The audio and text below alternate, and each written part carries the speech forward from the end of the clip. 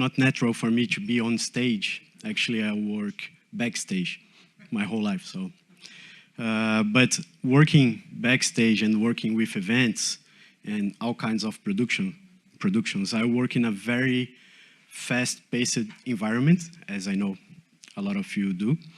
And working like that, we have to form opinions and make decisions, sometimes like really fast. So I'm coming to talk about a skill that's very important for me to use like every day. It's a critical thinking.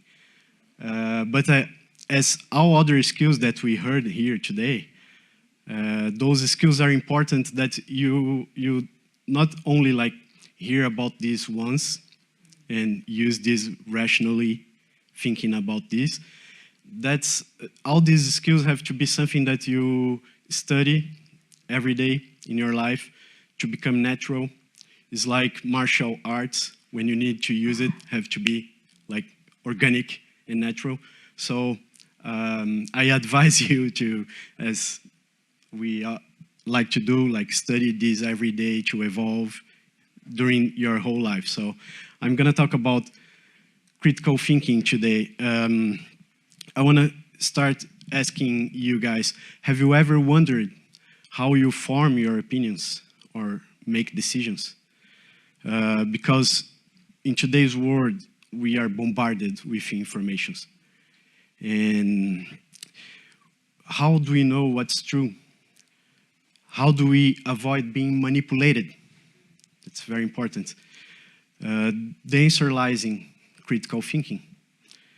And today I will try to explain this in a very simple way. I'm sorry, I will use that. Okay, so a very simple definition. Critical thinking is the ability to analyze information rationally. So I mean like using your brain more than your heart. And impartially, to make well-founded decisions. This means not accepting everything as true right away, but questioning, investigating, and considering different perspectives before you reach to a conclusion. So a good critical thinker seeks clarity, precision, coherence, relevance, and especially sound evidence. They examine assumptions, evaluate their arguments, and are open to change their opinions, especially when new and reliable information emerges. That is an active process that involves constant questioning and reflection. So, what critical thinking is not? Critical thinking is not just accumulating information. It's not merely being good of arguing and defending a predetermined point of view. And it requires a commitment to the truth, to intellectual fairness, to your truth. It's not about using your intelligence to manipulate people or to simply winning on a debate. But it's about understanding and getting to better solutions. So I will try to picture that with a very simple story. It's the orange juice story. So we had this guy, Paul, that he used to go to work every day and stopped by an orange juice stand, Mr. John's stand. They were very well known for using fresh oranges to make the juice. So one day, Paul is at work, drinking his juice. So his friend Peter comes and say, Paul, you know, I heard that Mr. John puts a lot of water in his juices. He saves money. He's fooling you. So Paul could just jump on that and stop buying the juice. But he decided to use critical thinking. First, he questioned the source of this information. So he said, Peter, who told you that? Did you see him adding the water yourself? And Peter, no. My cousin heard, his friend told him, and he mentioned it to me. But you know, it's true. So Peter thought that that wasn't reliable evidence, so he decided to investigate himself. What he did, the other day, he came earlier, stopped by Mr. John's stand, just stayed there observing. He saw Mr. John doing the juice, using orange, very fresh oranges, doing the juice, so he was okay. But later that day, he bought a juice, took home. On his way home, he bought some oranges. At home, he did juice himself, and then he compared.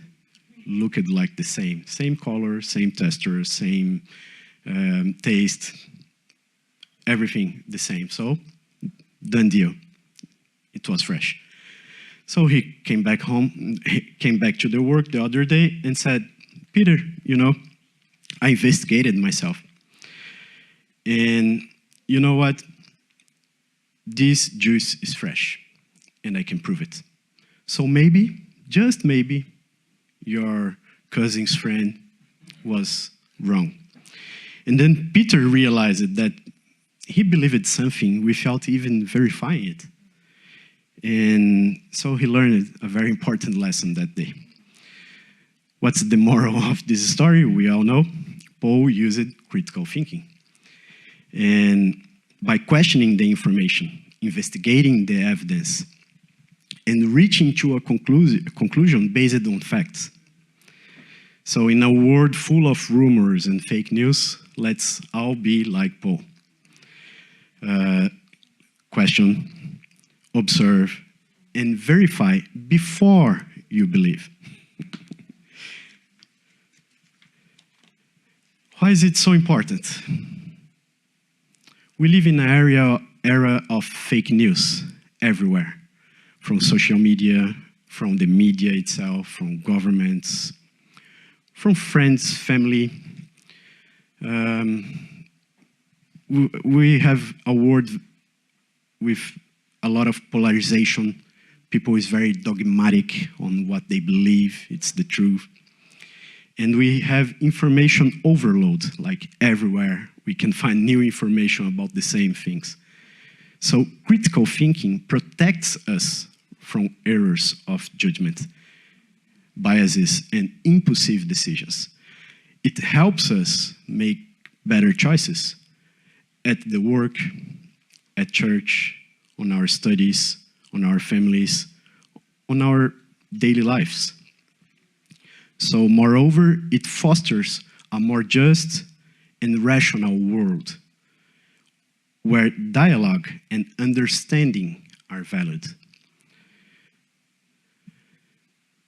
To conclude, I want to leave you all with a thought. How can you apply critical thinking in your lives? Oh, a second one. Are you using critical thinking in your lives? Whether in the way you consume information, make your decisions, or engage in debates. Critical thinking is an essential skill.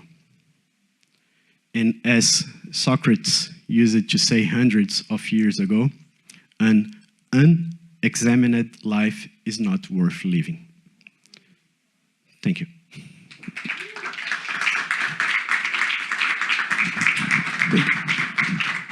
So I will go and check if Socrates really says this. That's really important. So questions besides the Socrates one? Really? What? Evidence. I will look for evidence. On Google. I'll ask ChatGPT. How do you protect yourself when you exercise your critical thinking, but other people around you don't, but they are very firm and pushy? How do you protect your mind, or how do you respond to that? That's a very important question, because we live in a world that people have like their own beliefs, and sometimes that's not true. In a workspace, it's difficult to challenge people all the time about their beliefs. So I believe that you have like the first step is like trying to bring evidence, trying to bring new information, reliable information. Not trying to teach people something new, but trying to bring new information and putting the disposable information to them to read to. But with time, if they don't get it, maybe you have to protect your own sanity. That's important. So sometimes you have to just let it go. And you can't change your truth because of other people's truth. And as Marta asked in the other topic, in the workplace is difficult because you can't just like go and leave. So sometimes you just have to protect yourself and leave your mind to the other side. At least is how I do. It's hard. Anyone else? I have one here, but we also have Renee, so. Yeah, okay. How do you, you need to make a very fast decision, and you don't really have evidence if it's true or not, and you really need to be quick. Do you just not believe it, or you go somewhere else and try to investigate? Okay, thank you for that. That's difficult. That's why I said in the beginning that this is something you have to practice every day, like all these skills, because have to come natural when you need to use. And sometimes, if you don't have enough evidence, you can postpone a decision. Sometimes it's better to postpone a decision, than making a wrong decision. And even in a fast-paced environment, sometimes you just have to stop and say, we can't conclude this right now. And we need more information, we need more evidence. And that's being like smart. Some people will push you, as we were saying before, but you have to be true to yourself. Yeah. Erie's on fire because she stole my question. Good job, girl. She's maybe the smartest kid I know. Yeah. That's true. Exactly. I was saying that you said we live in a fast-paced world, and we all do, and we're always, we're very often challenged with fast decisions, and somebody's looking at you and you're saying, what is it? And in your job, you're dealing with production of events, and do we go for the red or the green? Do we go for the white or the black? Do we do this or do we do that? And you have to be very fast, and it is really hard to say, not right now, I can't make that decision, I need more time. And you're gonna disappoint some people, it sounds like. You're gonna make some people angry if you say, I need more time to think about that. So my question was to piggyback on Erie, and just how do you give yourself time to critical think in that moment when people are demanding an answer from you? But I guess since you already asked that question, you answered it well. When you make a decision on behalf of other people, how do you own, and a lot of you have spoken about ownership and about the responsibility of leadership.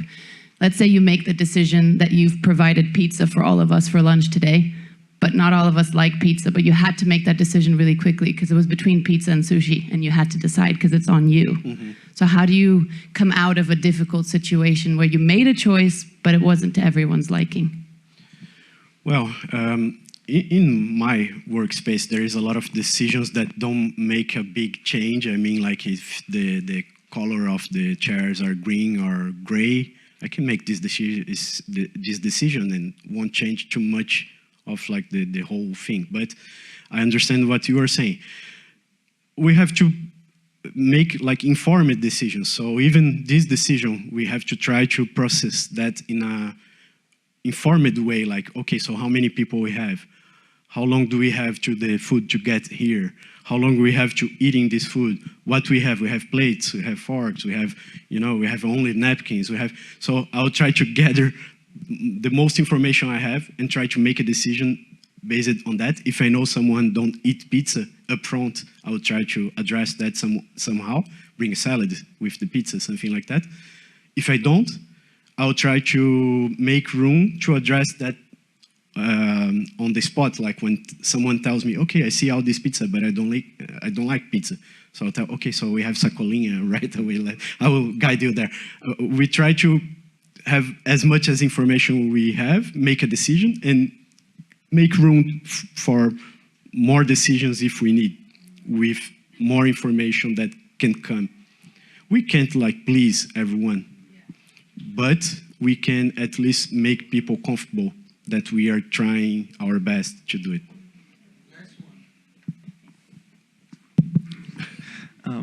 It's just a thought I was having. Like, do you think it's an option? No, maybe related to critical thinking, but instead of you having to think of the question, asking these critical thinking questions to that person, and instead of you being the answer they're looking for, like guide them on how to think about answering their own question. It's That's like true. delegating in a way. Very smart, very smart. Yeah, I agree with you. Leading someone to find their own answers is always the right way, because people will believe in what they learn from themselves, and that's it. Thank you. Thank you.